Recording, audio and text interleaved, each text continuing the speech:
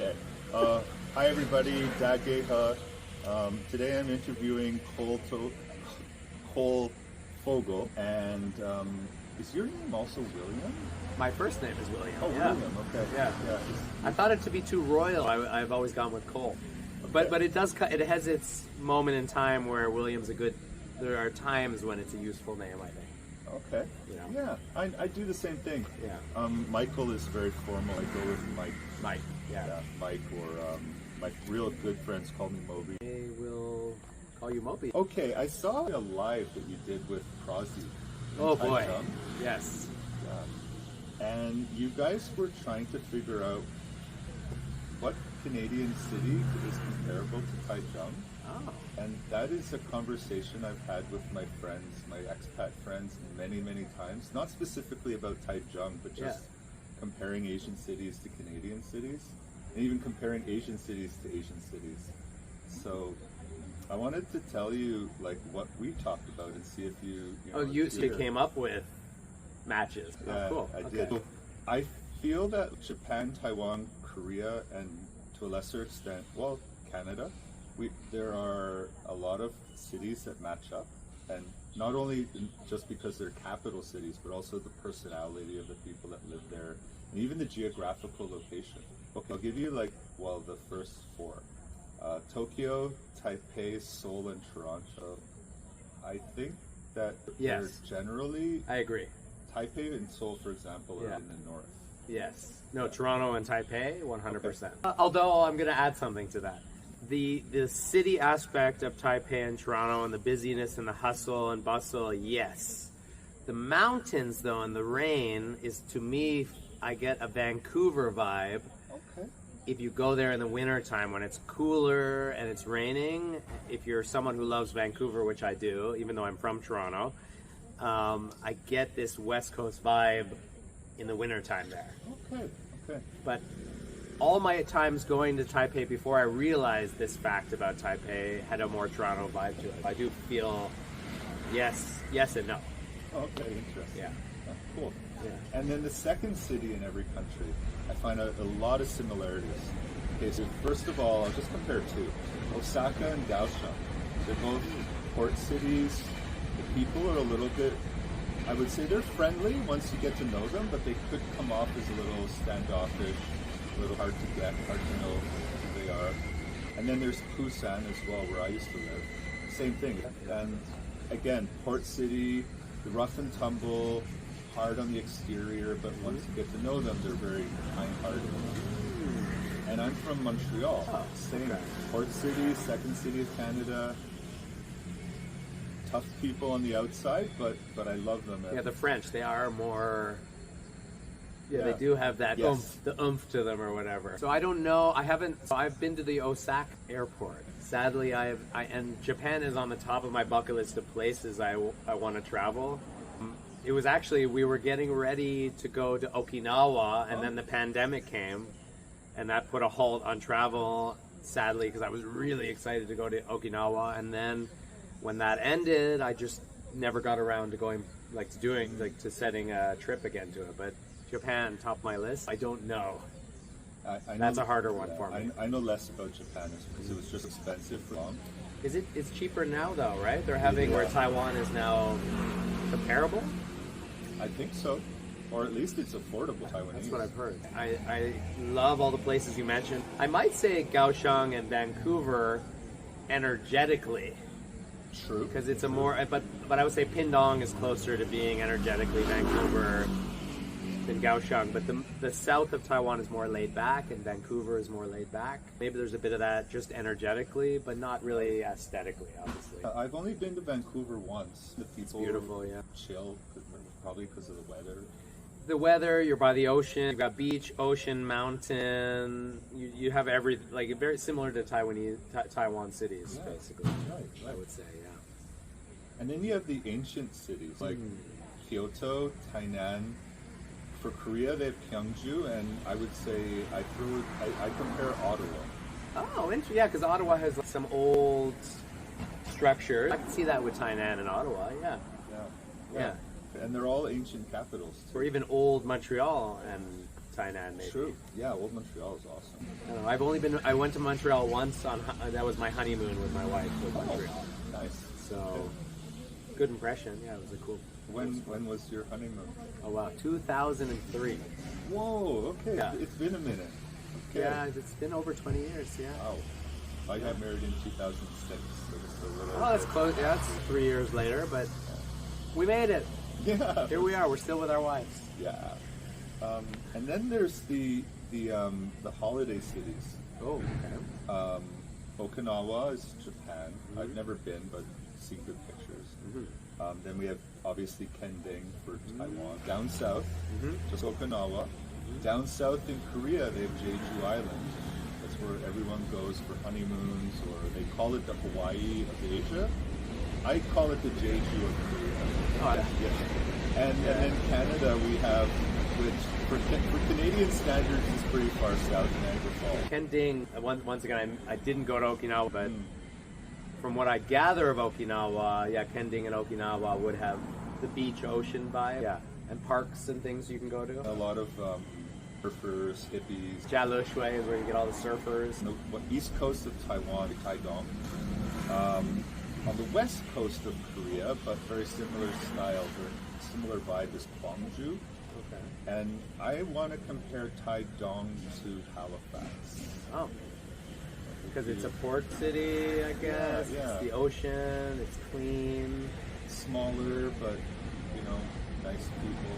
Taidong and Halifax. Oh, that. Halifax is on the top of my list of places in Canada I would visit.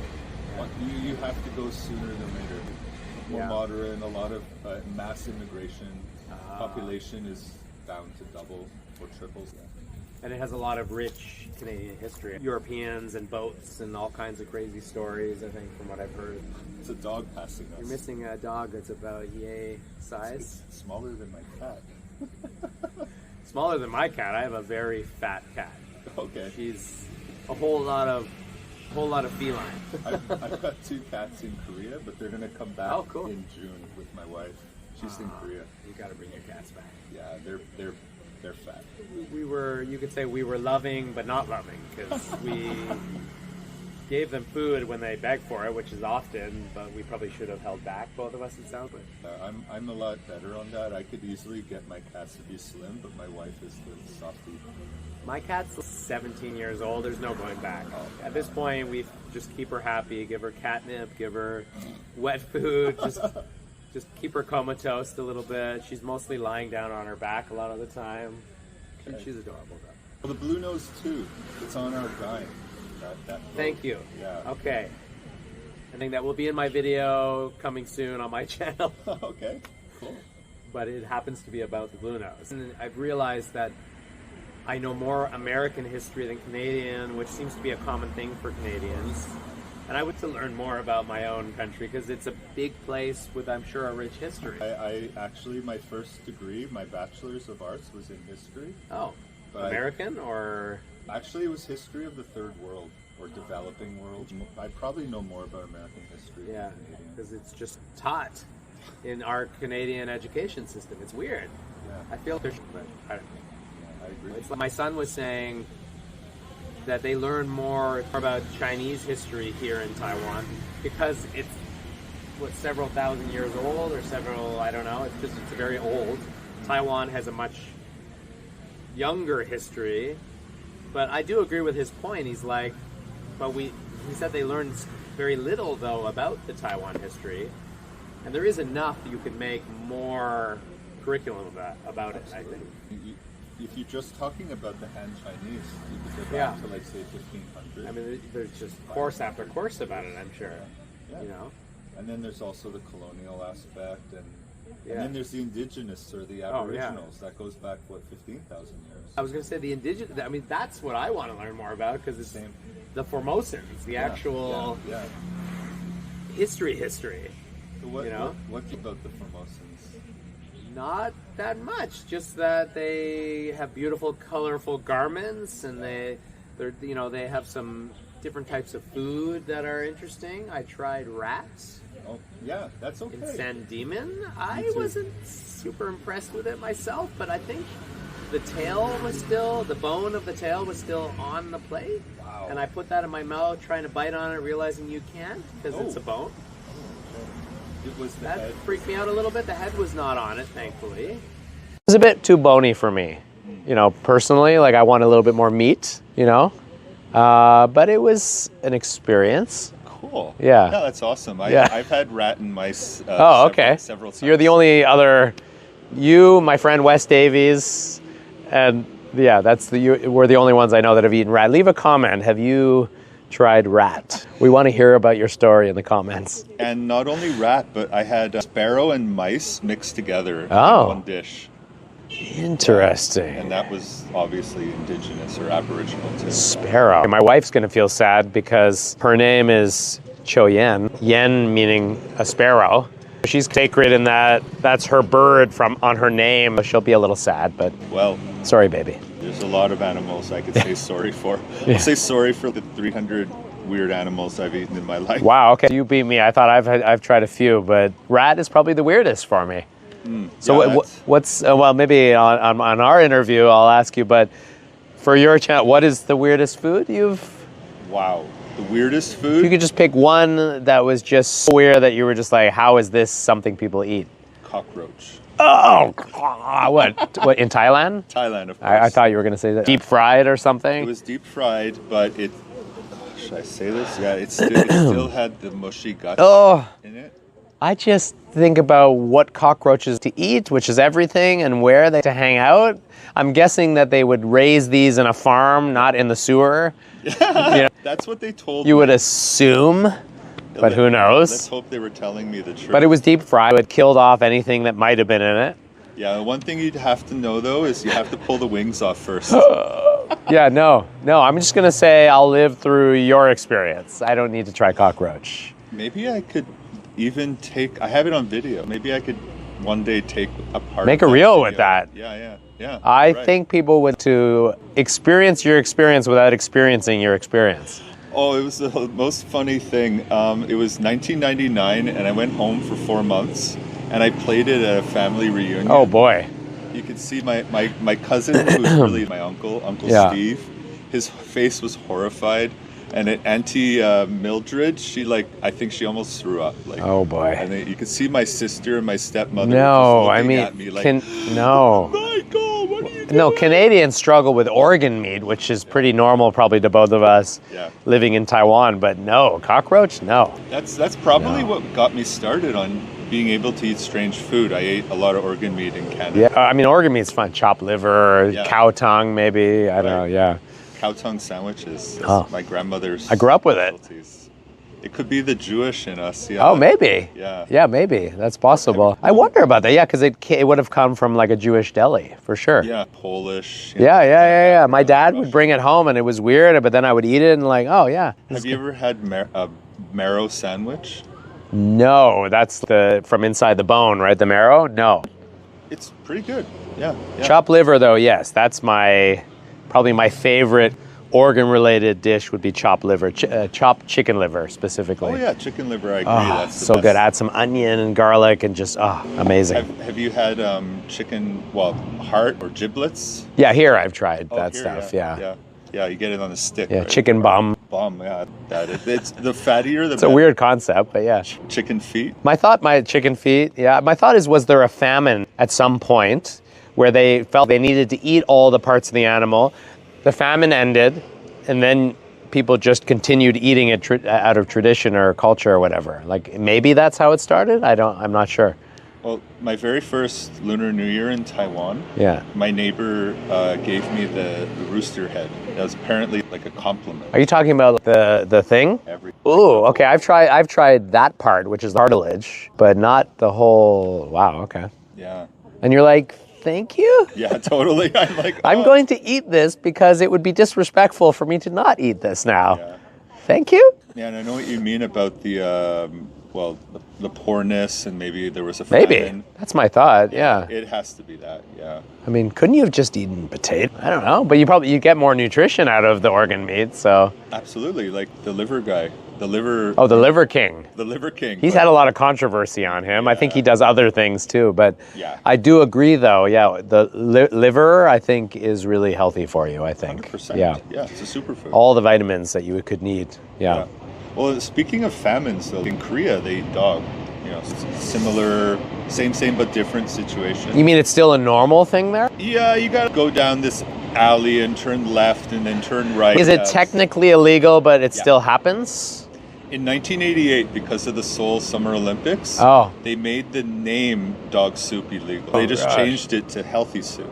Oh, but now you have the young generation. They're all like, I love my cute little puppy. Yeah, so yeah. It's only old people that eat it still. Yeah, Canadians would not be okay with that. They do love their dogs. Yeah, same.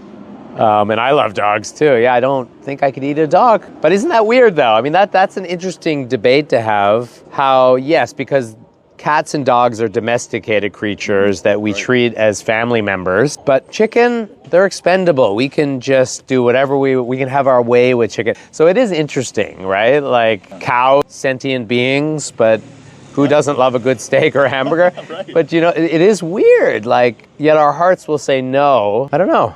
Yeah. Where do you draw the line between right and wrong, I guess, with that stuff? I don't know. Yeah, one time, I mean, several different countries, but I'll use Taiwan as an example. I was up in Guansaling, that's in northern Tainan County. Okay. And how, like, in Taiwan, a very common dish is sanbeiji. Yeah, So 3-cup chicken, yeah. Yeah, 3-cup chicken. I had 3-cup rabbit. Ooh, okay. I mean, it's probably delicious though, right? It tastes like chicken. And we know some of you have rabbits as pets, but it was traditionally used as food. I think Americans still eat rabbits. Some parts of Canada still eat rabbit. Sure. Yeah. So it's not strange. Yeah. And I was at a Hungarian Jewish restaurant in Florida. Everyone went there for schnitzel. Oh gosh, schnitzel's so good. It's excellent. Oh, yeah. But the special of the day was rabbit, and I was like, yeah, I got to do that. So, Oh, interesting. You are a food connoisseur, we could say? Yes. Yeah. That's cool. Okay. Wow, we're really having a great conversation. Here's my first YouTuber question. Oh, okay. I've noticed, like, through your videos that this is your general setup. Like, you sit next to your guest, or in this case, I'm interviewing you. But I've also seen, like, online, like I study YouTube, and people tell me, oh, you should have like 3 camera angles.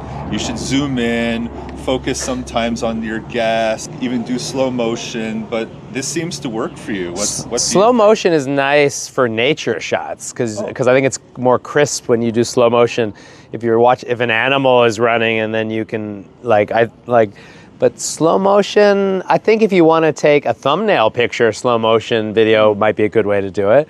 Okay. I think personally, as far as, sure, if you have the resources to have a bunch of camera angles and the time, and you're a full-time YouTuber and you don't have other jobs and things you're doing, you don't mind taking the time to edit the different angles in, of course, that would be beautiful. Lucas, maybe he has a studio set up where he's got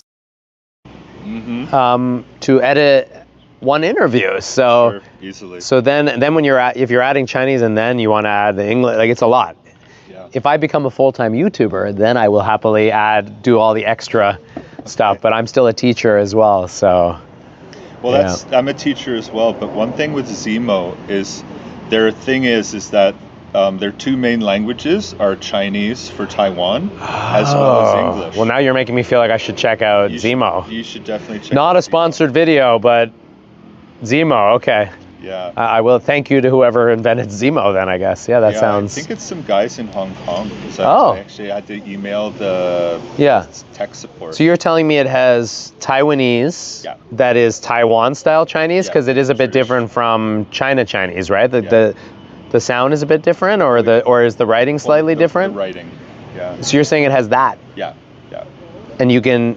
What do you mean? You can use the program, it plays your interview, and then it just spits it out? Yeah, so it automatically adds the English, which obviously is really quick for us to edit. Yeah. And then the Chinese, they said Chinese traditional characters, statistically is 98% accurate.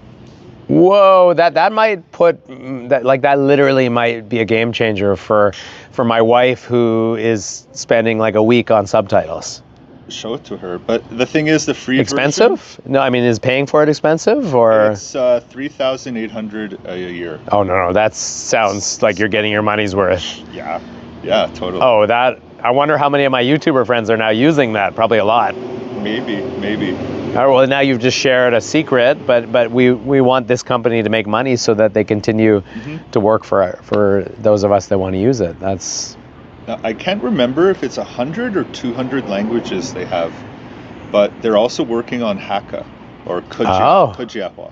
Yeah, so that's a big game changer. Now, does this end careers for subtitleists, or do subtitleists use this program in aid of what they're doing? Could be a little bit of both. Yeah. Could be a little conflict there, maybe. Maybe the first one. Yeah, I think so, yeah. Yeah, no doubt. Because this is 2024.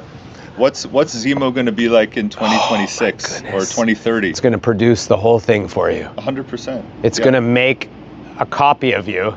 It's going to learn. It's going to download your brain information and all your interests. It's going to create a fake version of you and a fake guest. Right. Yeah. It's going to do it when you wake up in the morning. Your interview is already going to be on YouTube. Your humanity will be lost, but there will be lots of content out there for you to watch. No doubt. Yeah, that's too funny. Okay. Wow. Next question. Do you collaborate with other YouTubers? Who and what do you guys do? Wow, okay, so I actually, at the beginning when I started my channel, I felt like it was important to me because, like, you know, when you're a doctor, you have doctor colleagues, and when you're a lawyer, you have lawyer colleagues, and I felt like it's a small little community of foreigners, although I would also I've met some Taiwanese, I would like to meet more Taiwanese YouTubers. My language skills are weak, and that's part of the problem sometimes. But I'm open to practicing Chinese more, which I try.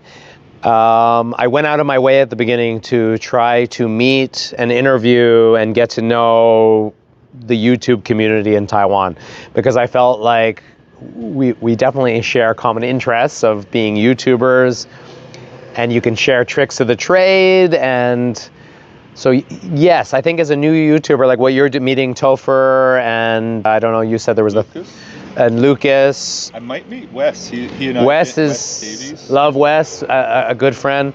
Prozzy, Lucas, another good friend. Prozzy, a great brother as well. Yeah, no, like Lucas and Wes, and then my friend Logan, if you know Mi-Jan. Yeah, I know. I've seen him on YouTube, Logan. But Lucas and Wes and Logan, and I'm probably missing someone if they see this who's going to be like, what about me? Justin, big British guy, tall. Robert. Oh, his name's Robert. Robert Dafeng, you mean? Dafeng? Another foreigner in Taiwan. That's Dafeng, yeah. Okay. Him and I feel like we were kind of growing together, but Lucas and Wes were the first YouTubers that really opened their doors to me, opened their hearts to me, worked with me, shared so much with me. Lucas is just like, I mean, both Lucas and Wes, just lovely, gentle, helpful human beings. I feel like I wouldn't be where I am today without them. Like they really were mentors to me with YouTube. And then I met my friend Logan, Mi-Jan, massive mentor to me. And then I start meeting other, like the smaller guys like myself, you know, Topher, Uncle Topher, and you know, my friend Jonathan, who's not really making YouTube these days. Taiwan on Two Wheels. He was kind of one of my starting comrades, and we're just kind of growing together, and it's beautiful. And you want the Lucases, you want to see them always one step ahead of you because they've been doing it longer. They've earned the street cred, you know. And then you want to see the smaller guys like, you know, like Topher and me and Dafeng, and like we're all kind of growing together. And sometimes you're like, whoa, bro, how did you like go like 20,000? Like what happened? Like, you know, you suddenly see an explosion of subscribers sometimes. And and you really want to honor their, like to show love to the wins that like I've learned. I think in a lot of business, it's very competitive, and like people get angry, like how dare he this or that, and I realized, of course you have moments where you feel like, hey, how did he this or that, but in general though, I feel like a genuine gratitude and joy when I see my friends growing. It means that we're all growing, like you're a family is what I want to say. So yes, I think it's important. I think often though the viewer is more interested in the stories. That if we're interviewing channels, I think they want to hear the stories. And it makes me sad a little bit. They might sometimes be discouraged if they see a YouTuber interviewing a YouTuber, think, oh, I know this guy already, this isn't going to be interesting or whatever. But what I would hope the viewer can understand is, but we might capture something special and intimate about that person that you otherwise would not learn about on their channels. True. So I would say, no, please watch when we interview YouTubers. It isn't to grow our channels. If anything, I would say the channel grows, you get more growth, I think, from just having random interesting people on than you do from interviewing YouTubers. But I think it's more useful for us as YouTubers to learn about the YouTuber. It helps us. Yes. But I think the interview can be interesting too, is what I'm saying. So I guess the question was, yes, I think it's important for us to get to know other YouTubers, yes, either on camera or off camera. I think we should start like a union, like a YouTuber, because I think the other thing that's useful with that is with sponsorships. When you start getting sponsorships, there's no set value, I think, at this point for the YouTube community as far as, how much money, like it's all just really, what do you feel is your worth, and is that worth what the sponsor thinks is the right worth? And like it's a very mysterious, it's not like regular business, it's still a growing sort of mysterious sort of business. Like there isn't a set value is what I'm saying. It's more like being an entrepreneur and creating your own revenue or whatever. So I think that's a good thing too. Like you can talk to your friends and say, okay, what if you don't mind me asking, what did you ask for that job? Or you can talk to each other, and you can share those tricks of the trade that otherwise is very, I think as a new YouTuber, it's quite confusing at first. Sure. And then you start to form an idea of what you think you're worth. And that's where you have to decide, do I keep going with what I think my value is and know that I might get rejected sometimes because of that? And I think that's important though. I think the integrity of like what your value is very important, I think. Yeah, 100%. And I know we all do things to make money sometimes where we feel like, maybe I was worth more than that, but I really wanted that job because I really need it. But I think my advice would be ask for what you think you're worth, but accept rejection when they decide that value is not what they think it's worth, I think like ask for what you believe is your value. Okay. Eliminate fear, I think. But I would say that with any job or anything in life, cut fear out of your life and just go after what you believe is your worth and what you think is your worth. But I don't know how we got into money, but sorry, I just felt like that's a part of YouTubing as well. Totally, getting sponsors. And don't getting caught in your head all the time about what you think the viewer wants. Because there's always a viewer that will appreciate your content, and sometimes sometimes the content you have is exactly what everyone wants, and then the video does really well. And sometimes the content is only what a small group of people want, but you're still giving somebody something that matters to that individual. Okay. Don't get caught in the numbers. It's scary. I know the numbers can be a big one, I think, for... Okay, so something you said just in the past couple of seconds. I know, I feel like I've said too much. Oh, absolutely not. Because I'm doing this interview and I'm doing this, making this YouTube channel 100%, not 100%, but primarily from my PhD research. Cool. However, you know, if one day I happen to become monetized, I'm like, yeah, ooh, all right, that's not my main goal, but it. Well, I like your interviewing style. I think you will. Okay. I think, like, I don't know who said this, but I think it's a good way to live your life. If you keep moving forward and keep doing that thing that you love to do, it won't fail if you just keep moving forward. Like, it might, you know, some of us might grow faster and some of us might grow slower. And like for me, it took me over 3 years to reach the subscriber count that I have now. And I have other friends that it took them less than a year, you know, and I think your time is whatever your time is.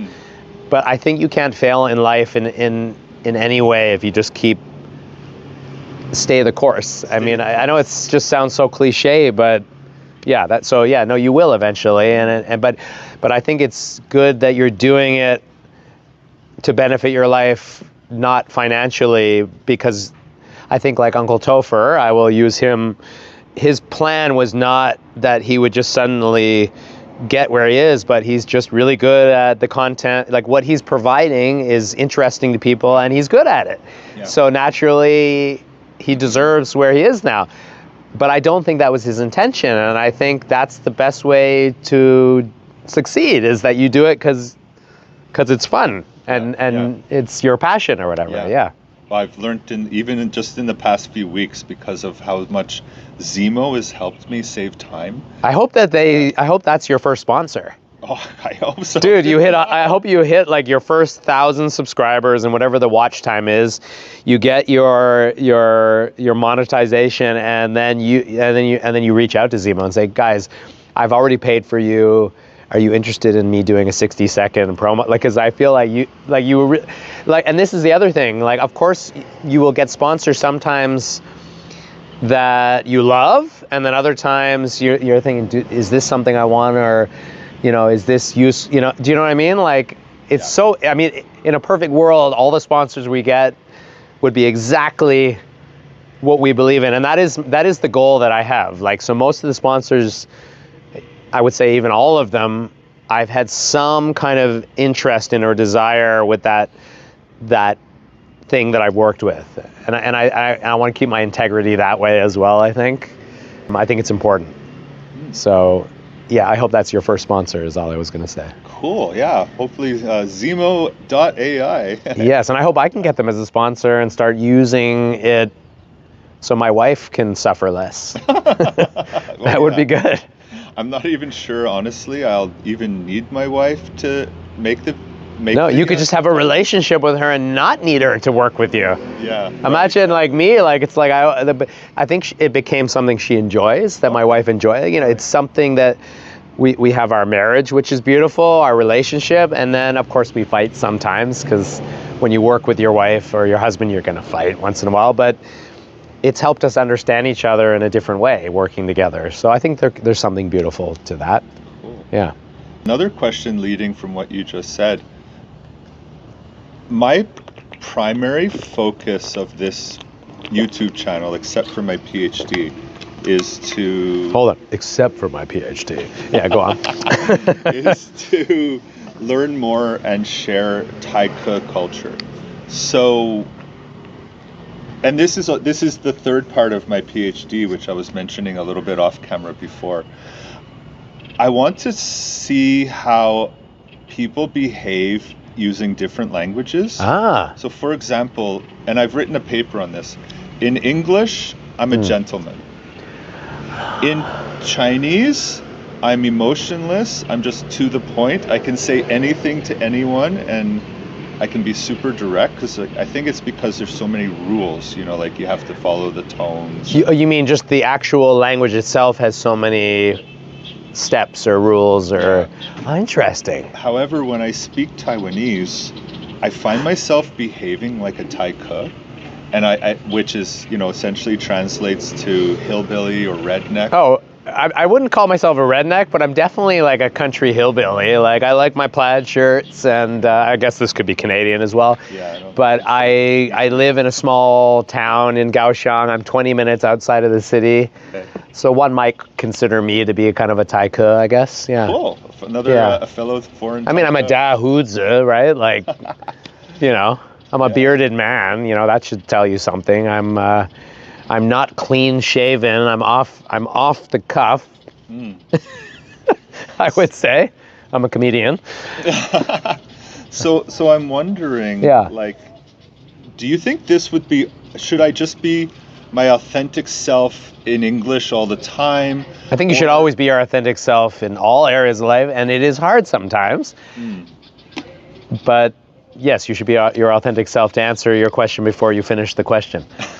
And the thing is, though, when I do speak Taiwanese, or when I want to show my taika persona, I become a redneck, and I become a hillbilly, and I. But maybe own it then.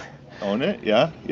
I mean, I could see. I mean, like with the handlebar mustache, if you had a plaid shirt on, and I don't know, like I could see you being like in a small town Canada kind of like vibe, right? Yeah, like absolutely, yeah. That's me as well. Like I grew up in the city of Toronto, but my heart has always been in Peterborough, which is where my family cottage is, which is a town outside of Toronto in Ontario. And my heart's always been, and I've always been a nature boy thanks to growing up going to my cottage. So, no, own it, man. Okay. There's enough city people. Lucas, Topher, Wes. I mean, although Wes David, he's a bit of both though. But my point is, like, most of my friends are country people. Okay. How many of us hillbillies are there? Like, right. Yeah, be the Pindong hillbilly. I'll be the Kaohsiung hillbilly. Okay, sounds like a plan. All right. And then we start a channel called the Hillbillies, but whatever that word is in Taika Ren. Taika Ren. Yeah, we have our channel that we do together, the Taika Ren. All right, that's interesting thoughts. Yeah. That is a good. Okay. Yeah. Well, I've reached out to foreign YouTubers in Taiwan, as well as an equal amount of Taiwanese YouTubers. Yeah. I've gotten 10 plus responses from various foreign YouTubers. Taiwanese YouTubers, Jay Chen is the only one who replied to me. Oh yeah, I've heard he's a cool dude. I've been meaning to meet up with him, but I think he's quite approachable. Yeah. Which it's nice when you can meet approachable YouTubers. Yeah, for sure. However, no responses from any other Taiwanese YouTuber, or I get the occasional message from their agent. Oh. No, we don't want to do collaboration. And I'm like, maybe, I wonder if they're just shy, some of them, like because you're a foreigner, and maybe it's a language issue for them, or maybe. I don't know. But it sounds like you speak Chinese. 我会讲中文. Like well enough that you could do an interview in Chinese? Oh yeah. Oh, so 你 contact this guy. 你想怎么样 blah blah blah blah blah. Yeah, I can speak Chinese. 我讲台语. You know, I can speak some Taiwanese. Not enough for an interview, but But maybe enough that you could have like English, Chinese kind of chat or whatever? Oh, totally. Yeah. Oh, so I hope that, because I was going to say maybe like if I spoke Chinese the way I would like to be able to speak Chinese, or Taiwanese for that matter, I think you would see more Taiwanese guests on my channel, because I like to talk to people, and then I would be finding all kinds of crazy stories, I don't know, whatever, astronomers, or I don't know, you know, Taiwan conspiracy theorists, or I don't know, just you could find some really interesting people here. 100%, yeah.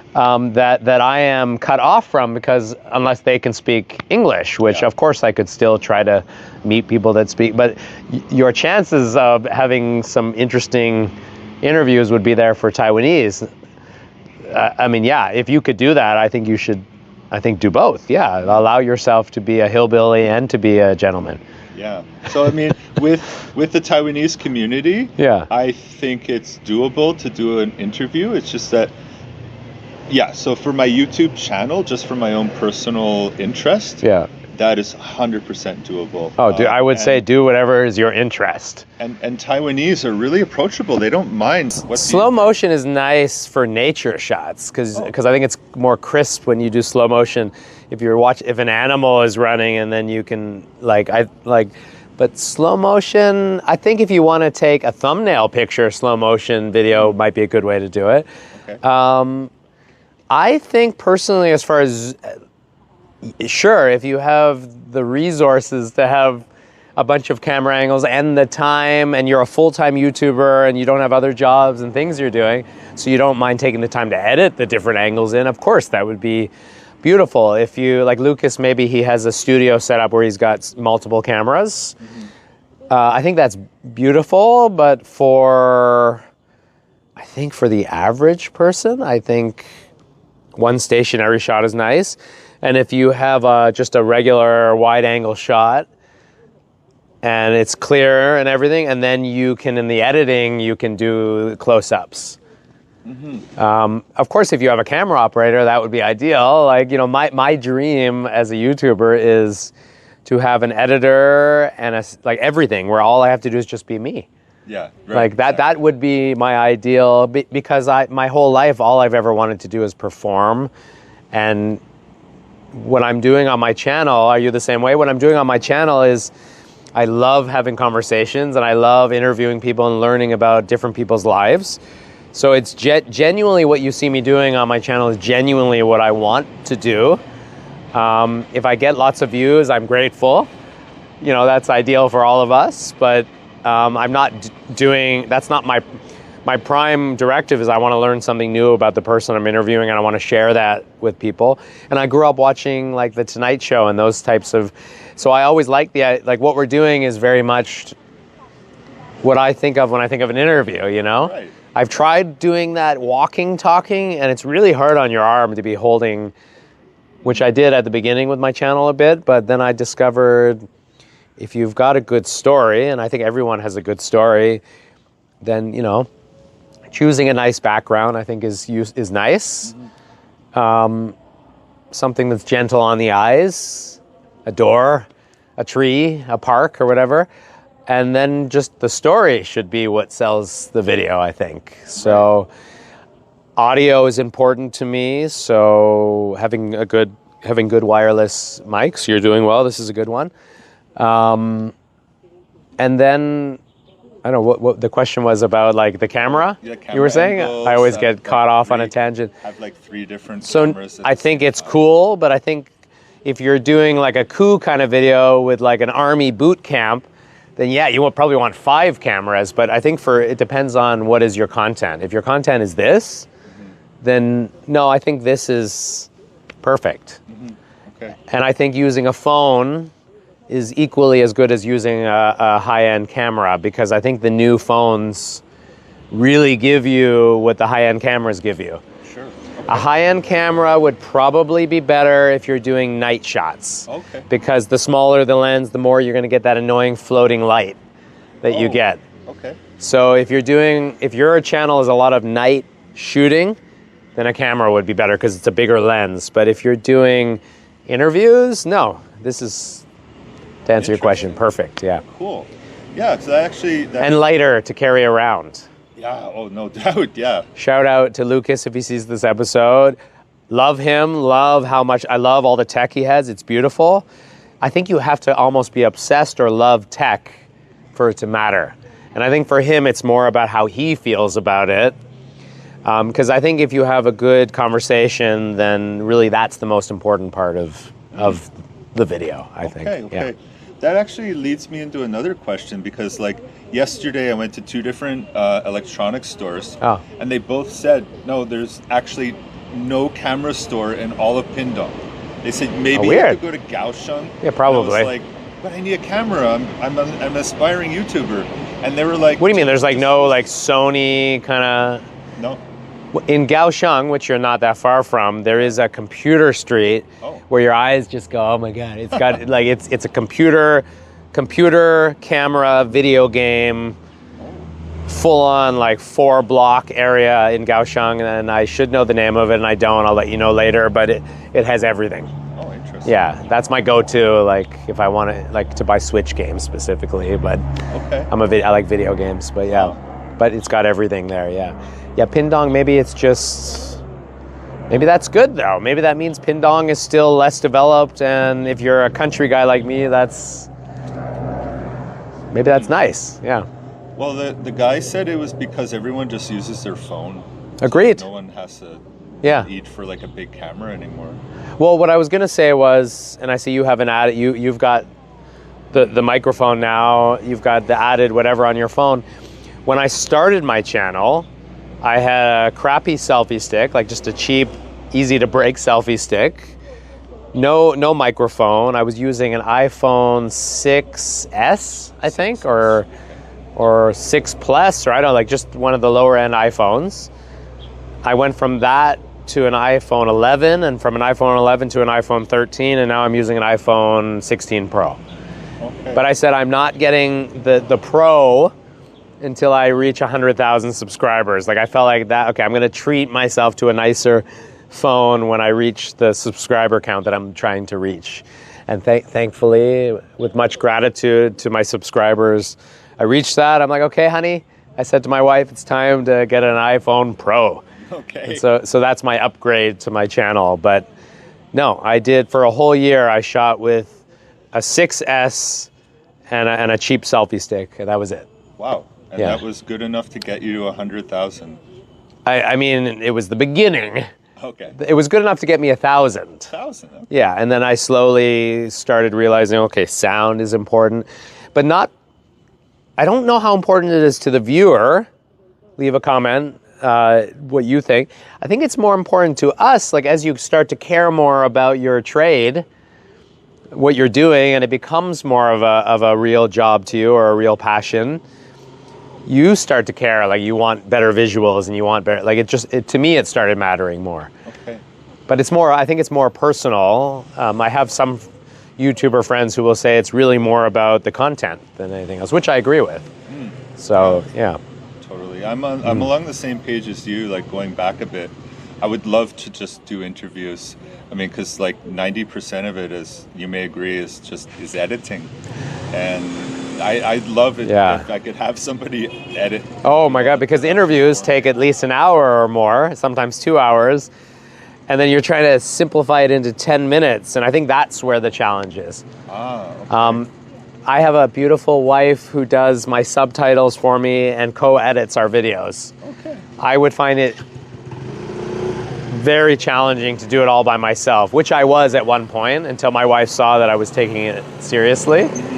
Yeah, it's a lot of work. Yeah, interviews is my passion. Maybe it's your passion, but it also requires a lot of editing. So, okay. Yeah. I'm hoping, no pressure on Carol, but she did mention that she's very interested in learning the production side and maybe being a shoot editor for me. And so I'm crossing my fingers because she's coming back next year to retire. Okay. She's only 48. Sorry, Carol is your wife? Okay. But she did mention that she may one day become my partner in crime. If she could help you with subtitles. I mean, there are programs now, but I think there's nothing like a real person because the program will not always be 100% accurate. Sure. So I've been using, I find that Zemo AI is pretty accurate. I mean, I think and I'm sure Lucas would probably agree since he's our tech friend. You know, he's the one that just loves all tech. I'm sure he would agree. Lucas, leave a comment. Is the AI for subtitles on par with human beings now? I'm curious what he would say, but I think it is. I think it's very close to being there. Okay. Yeah. Yeah. Like initially, I started with CapCuts. Yeah. But the problem is there's no traditional for Chinese. You mean? Yeah. Chinese. English is good for CapCuts. Yes. But totally. Yeah. So I switched. I like the editing part of it, though. I still use it because I paid for a year subscription. But then I switched over to Zemo because, well, for a couple of reasons. They have, they recognize, well, not recognize, but they use Chinese traditional characters, and they also recognize Taiwanese as a spoken language, and they'll add Taiwanese subtitles as well. That's really cool. Yeah. that was. I would love to add Taiwanese to it. So I'd have Chinese, Taiwanese. Oh, yeah. That would be cool. I mean, I don't add English. I know my subscribers probably would love it if there was. Closed caption, though, it can show you the English. It's just a lot of extra steps, and it already, for me, and I don't know, now that you've gotten into interviews, I don't know what your feeling is, but for me, 1.5 to 2 hour interview, if I'm lucky, it's an hour, which is, like, I feel like, well, ganan, you know, gratitude when I can just get an hour, a beautiful hour conversation, but it takes like a week that I am cut off from, because unless they can speak English, which of course I could still try to meet people that speak, but your chances of having some interesting interviews would be there for Taiwanese. I mean, yeah, if you could do that, I think you should, do both. Yeah, allow yourself to be a hillbilly and to be a gentleman. Yeah. So I mean, with the Taiwanese community, I think it's doable to do an interview. It's just that, so for my YouTube channel, just for my own personal interest, that is 100% doable. Oh, dude, I would say do whatever is your interest. And Taiwanese are really approachable. They don't mind. Like sometimes I walk up to a tea shop. Oh, yeah. I've got the camera on, and they just look at it, and then they continue on. I feel like they enjoy it, actually, to be honest. They enjoy foreigners, which I think is why so many of us come here. And I think they like being on camera, and I think they like to share their energy. Like, I think it's like they'll go home and say, hey, I was on camera today. Like, they'll be excited about it. Right. You go to Canada, and you're gonna. I'm not trying to compare, although it's hard not to sometimes. They might put their hand out going, whoa, I don't want to be on camera. Like, they think that they're, like, the CIA is doing some sort of, you know what I'm saying? Like, I don't know, they think someone's, like, doing some secret investigation on them or something. It's like, whoa, I'm just trying to make a video here. Like, they're more sensitive about it. Yeah, I found, sorry, I didn't mean. No, that was it, yeah. I think the same thing happened to me in Korea. I was there for 11 years before coming to Taiwan. And if I walked into a restaurant or anywhere, some kind of public area with a camera on, immediately they'd be like, they're like, no, and then they'd run away. Yeah. Don't put me on camera. You know, like totally. Oh, Taiwan is so different here. Like, I'm really, really grateful at how undifficult they've made it for me here. Like, thank you, Taiwan, for making life easier. Yeah, because in some country you have to get someone to write a form saying, yes, I agree. Like, you really generally don't, obviously use some discretion, you know, like I'm more mindful maybe with children. Like, I would ask the parents if there was some reason why kids would be in the video. I would approach the parent, is it okay if your kid's in the video? But I think with most grown-ups here, they're pretty chill. They're pretty happy to be on camera. Yeah, I agree. Yeah. It hasn't been a challenge for me. No, and it makes it easier as a YouTuber to have that here. Yeah. Yeah, and then we're both married to Taiwanese. Yeah. I know you've been here for many years. Long enough that my Chinese should be as good or better than yours. Okay. And it's not. How long have you been in Taiwan? Since 1999. Wow. Yeah. Okay. Yeah. Wait, were you just telling me something about 1999, or is that? Yeah. What were you saying about 1999? That was something. I went home for 4 months. I was in Korea. Oh, you were in Korea. 1997. Right. To 99. Then I moved to Thailand, and then I went home for 4 months. I was showing videos. And that was 1999, right? Yeah. And then I was thinking in my mind when you said, wow, and that was the year I came here. Like, it's such a magical number, though, like, jo. Yeah. When people ask, how long have I been here? I'm like, jo. It's easier to say than jo chi. Yeah, chen, jo bai, jo si jo. Right. Or when I tell people, like, when did you move to Taiwan? I'm like, ling. Oh, did I say enough lings? Too many lings. Yeah. ling Leo. 2006, you were saying? I got married. Oh, that's when you got married. Sorry. I moved to Taiwan in 2000. So wow, so we really have a lot of Canadian similarities coming a year apart. Yeah. I got here before the computers all crashed, right? Remember that time? The computers were all going down. Y2K. Oh man, that was a scary time. Wow, where were you New Year's Eve, 1999? I was still in Canada at that point because I came here August 1999. Okay. Hot time of year to be here, man. I came here in August, got off the airplane in Taoyuan, got on a bus, got dropped off in front of Sogo in Taichung where I was living, and man, the heat. I'm very accepting of heat now. As you can see, I live in Kaohsiung. But to me, that was just like, how do I get skin off my body? How do I peel the skin off down to the bone? It's so hot here.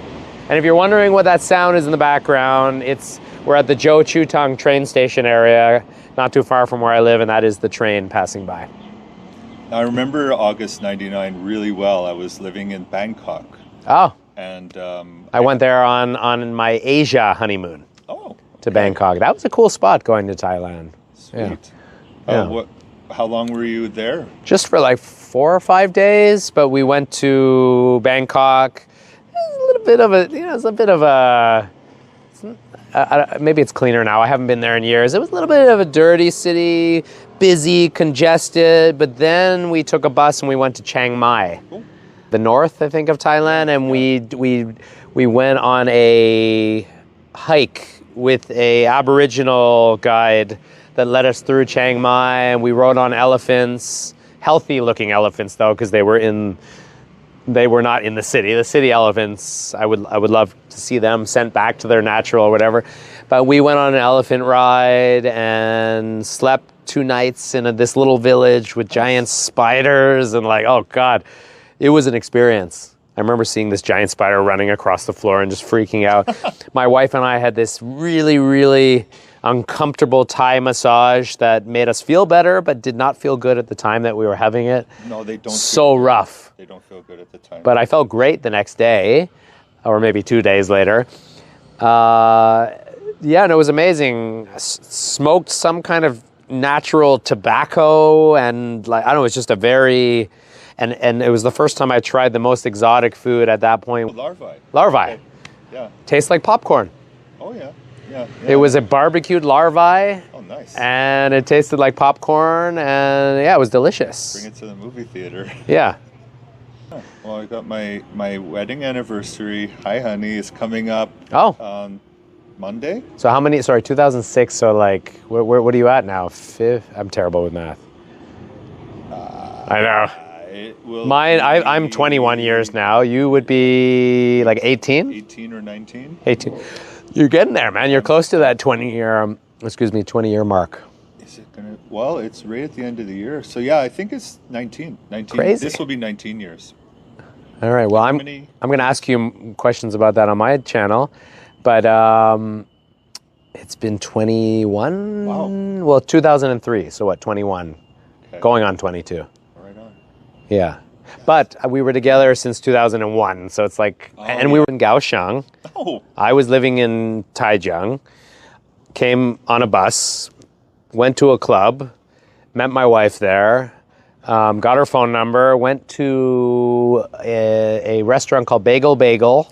Toronto Bagels. I remember Bagel Bagel. Yeah, Bagel Bagel, old school, when it was for, I don't know what it is now. It's still there though. It's still or an iteration of it is still there. I don't know if it would have the same vibe or whatever, but I went in 2000. Had bagels the next day. No smartphones, just cell phones. Nokia. Texting. I think I had a Sony Ericsson or something. And went back to Kaohsiung, continued communicating. She came to visit me a few weeks later. Her initial thing was, this guy's interesting, just friendship. I was, of course, very attracted to her and just knew right away this is the one. I was just goo goo gaga when I saw her. Her feeling was not as intense as mine, but maybe this is common for the men to fall more quickly than the women. I don't know. But yeah, no, we started dating, going back and forth for about 2 months. And then finally I was like, do you want to come live with me in Taichung? And she moved in with me after 2 or 3 months. She moved out of her house when she was 18. So she was an adventurous human being. So I guess I would thank her independence that she would be adventurous enough to go move in with some foreigner that she only knew for a few months. As opposed to meeting a woman, let's say, who's still living at home. They might be more conservative. It might take longer. My wife, because she already lived on her own, was more independent, I guess you could say, at a young age. Yeah. So she moved in with me pretty quickly, and then I'm like, I'm bored. Can we move to Kaohsiung? And we moved to Kaohsiung. I'm bored. Can we go to Canada? And she moved with me to Canada, and we did a lot of moving. One might say I had a mental condition. I just couldn't stop. I couldn't stay. I mean, really, like, I could not just stay where I was. And then finally, we had our first kid, and I became a more stable human being. I think children helped me with that. And then we've been living in Kaohsiung since 2014, about. And I've been here since then. Okay. So I've been here for a while, yeah. Yeah. Wow, a lot of parallels there. Because my wife a lot of moving. Moved away from home at 18 to Kaohsiung. Oh, okay. Tainan. From Tainan, right? And my wife is from Tainan. There's another parallel. Yeah. But she grew up in Kaohsiung because her parents they moved here for work. Mm-hmm. So that got her here as a baby. Okay. But both, Canadian men, Tainan women, 2001, May 2001, I should know because I met her on her birthday. May 2001, also sort of met her in a nightclub, sort of. Which, in Kaohsiung? In Tainan. Okay, I was going to say, wouldn't it be weird if you met her at the same nightclub in Kaohsiung? Well, there were only two at the time, I remember, the Pig and Whistle and the DNA. Oh my God, just imagine how many smoking cigarettes, drunken, stupid nights did I have at Pig and Whistle? Yeah, with my wife and her girlfriends and their Taiwanese boyfriend, and just, oh God, the youth of that time, like how young I was, yeah. I remember getting my t-shirt pulled off at Pig and Whistle. That sounds like, and then did they have you stand on the bar or something, or? No, I would say I was happily molested by several dozen women. I know, the difference between men and women, right? A single man is like, yes, right. touch me. A single woman is like, I have boundaries. Yeah, that's funny. Yeah, it is funny, men, yeah. And then in 2001, she moved to Taichung as well to go to school. Weird. Yeah. Wow, very weird. That is really weird. Yeah. Okay, so I think I met my wife in, I get confused, was it 2000 or 2000? I think it might have been 2001, so that is interesting. Yeah. And then she didn't move in with me right away. I stayed in Tainan for a number of years. And then she moved to Canada on her own. She had been there before, Vancouver. And then eventually, 2004? She came back semi-permanently, and that's when we really started, not this way, but we got together. That's when we really got together. I was in Toronto in 2004. That was one of my times moving back to Canada, Chemicals. Oh, okay. Now you just made me not want to have soju anymore. Okay, now we're going to play a game called Word Association. Okay, cool. I love how you have all these, you're giving me some ideas for future interviews for myself. Cool. See, this is what I mean about collaborating with other people who are interested in your trade, because then you learn all these.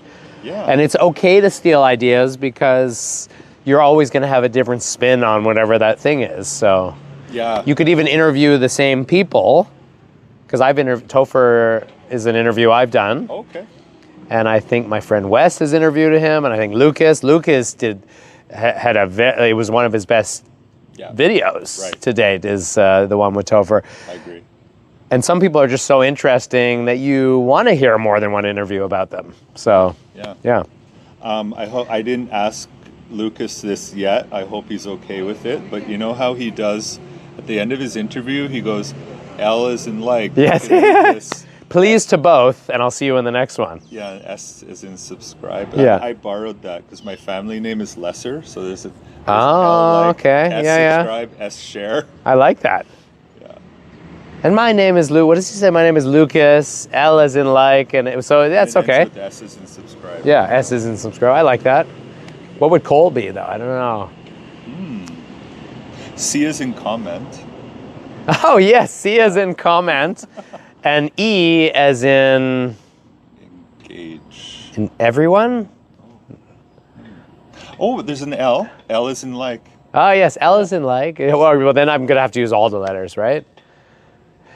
C as in comment, O as in obviously, L as in like, and E as in everyone. Okay. Ooh, that actually works.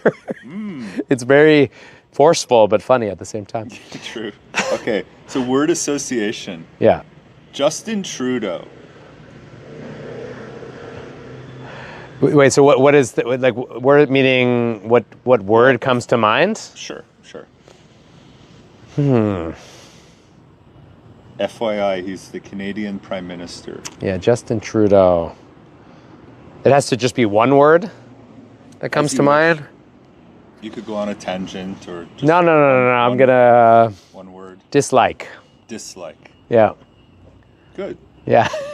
And I think regardless of what side of the fence you're on politically in Canada, my parents and I think vastly differently about life and the universe and all of that.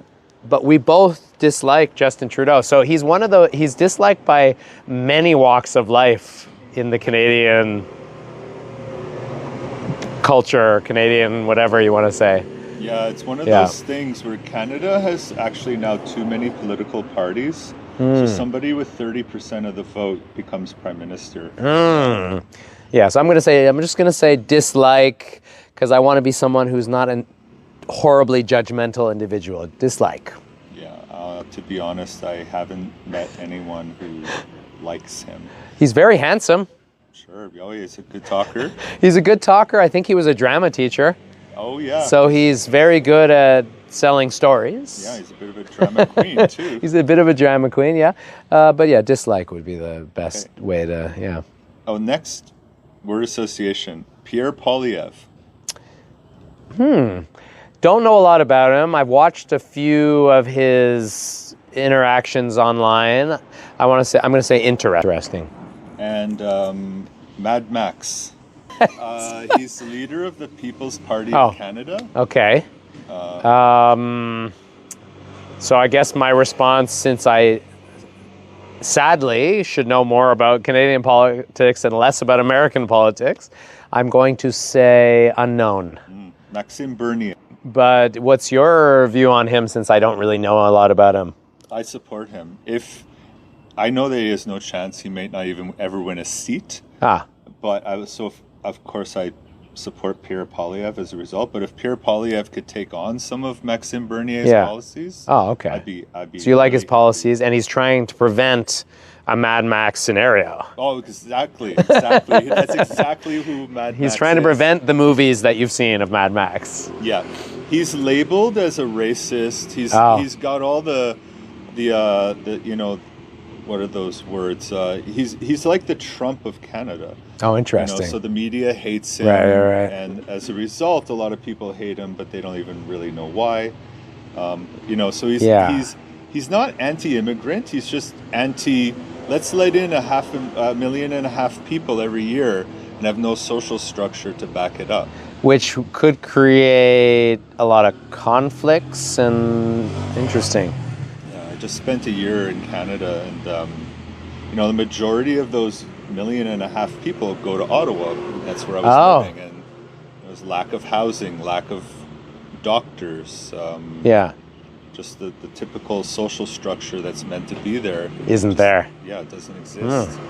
That's weird, because you would think Ottawa, being the capital of our beautiful country, would have more structure. Right. Especially being the political home of Canadian politics. That's a bit weird. Yeah. Interesting. And I know that technically we have not let in the migrants that the States have. However, I had a student last year. I taught in Canada last year, and she was almost homeless. So she spent a lot of nights in a women's shelter. Yeah. And she was only like in grade 11. She was an immigrant, you mean, or? No, it's the Canadian girl. but she was she had a bad family structure, so she was spending a lot of That's time unfortunate, in shelters. And then she didn't come in for like 2 weeks straight, and I said, well, you know, I saw her, I was like, what happened? She said all the women's shelters, all the homeless shelters are full because Justin Trudeau is letting in a lot of the migrants. And they're going to those shelters. Yeah. So automatically my feeling is, yes, help the outside world, but first help internally what needs to be fixed before you start helping everything outside, because otherwise the people that are coming in are not coming into a good system either. No. You know? No, exactly. So I would say you got to work from the inside out without knowing a lot about what you're talking about.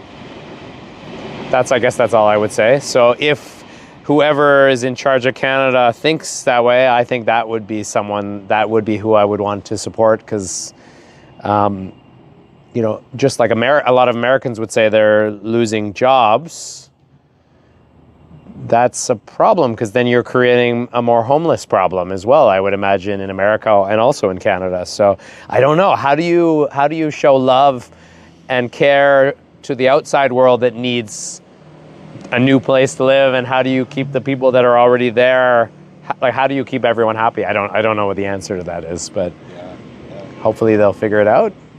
Hopefully the new administration in America, I mean, they can't do any worse than things of, you know what I mean? It's like, it can only hopefully get better, not worse. So, and the same with Canada, it can only hopefully get better. So hopefully we're entering into a new era where things are improved. That's a good, you know, it's a good philosophy, a good outlook. Yeah, and I would say don't watch the news to learn about what's going on in the world, because it has a lot of bias to it. It's not unbiased. Jeez. And I think do your own research before you just hear what someone says on the news and then say, oh, then that's what it is. You need to, and most people don't have the time or the interest to do their own research, then I would just say don't watch the news, period. Better not to know than only to hear it from one perspective is what I would say. Yeah. My best friend, Brian, he's a news producer, well, currently a professor. Yes. And he said to me, you know, after thousands of hours of conversation, oh boy, yeah. Michael, my job is to scare you. That was what. Because fear sells. Exactly, yeah. Fear sells. Sadly. Yeah. Joe Rogan. Love him. Think he's one of my, someone that I highly, like one of my famous mentors or whatever. Like I would love to have a channel like his where I just have all different people from every side of reality. Like he could go from like a rocket scientist to, I don't know, to a comedian to like, I've learned so much about interviewing through him. So is this word association? Either way, that's all good. Yeah, I love him. Enjoy his content. Never a dull moment on the Joe Rogan podcast. I totally agree. During the pandemic, I was just, you know, listening to like a full 3 hours of his podcast during an episode, and I didn't care who was on. No, he literally finds a way to talk about interesting things regardless of who it is. And I love how, you know, if he's got a comedian, then he's a little bit more tongue-in-cheek. And if he's got he's so good at adapting to whoever he's interviewing. To me, I think he's an interview genius. Yeah, I would say. Yeah, he actually had one of my high school classmates on. Well, that was okay. Special. Yeah, they're the owner of Joe Beef. That's very cool. Dave McMillan in Montreal. Cool. That would be an honor. That would be a dream to be interviewed by Joe Rogan. Absolutely. To me, like, you've made it if you're being interviewed by Joe Rogan, I would say. 100%. Yeah. Okay. So, word association, intermittent fasting. Love it. One of my go-tos, and it's helped transform my body into the thinner frame that you see. My family is generally more big-boned or bigger, and it's helped me with weight loss, but also longevity. And I would say do your own research, but it's a very, very healthy diet as opposed to worrying about specifically what kind of foods you eat. it is great for longevity, I would say. Yeah, I've done intermittent fasting on and off for years, and most recently the last 2 weeks. It's easy. I just skip breakfast, but tea and coffee kills the hunger. Yes. Not if you add milk, though. Then you're breaking the fast. Oops. That's my only mistake sometimes is having a latte. Yeah, I've been adding cream to my coffee. Okay. But yeah, it stops me from doing bad things at night too. Yeah? Like overeating for dinner, or drinking too, because I caught the China flu recently, and I don't know what that is. But... the COVID. Oh, COVID. Yeah, I caught COVID recently, and obviously I didn't drink beer during that. Yeah. So, and coinciding with intermittent fasting, so I. Oh, it'll help you heal faster. Not eating is a way to heal faster. True. Yeah. Yeah, I have a buddy in Korea, Dennis. Yeah. And just fast when you're sick, and you'll get better within a day or two. he has a daughter who's young, so he's always catching her cold, and he just didn't eat for like 3 days. Yeah. Well, when my wife had COVID, she stopped eating for about 2 days or whatever. She was better after 3 days. Yeah. Oh, wow. Okay. Yeah. Because you're killing whatever the virus lives off of, I don't know, whatever it lives off of, and cutting out food, you're starving. I think you're starving the virus is what I think is happening. Makes sense. Yeah. So what was it? 2018, I was in Nepal and I stayed at a health retreat for 30 days. Oh, cool. And that was just extremely light breakfasts and extremely light dinners, like literally like 200 calories per meal. And and part of it was,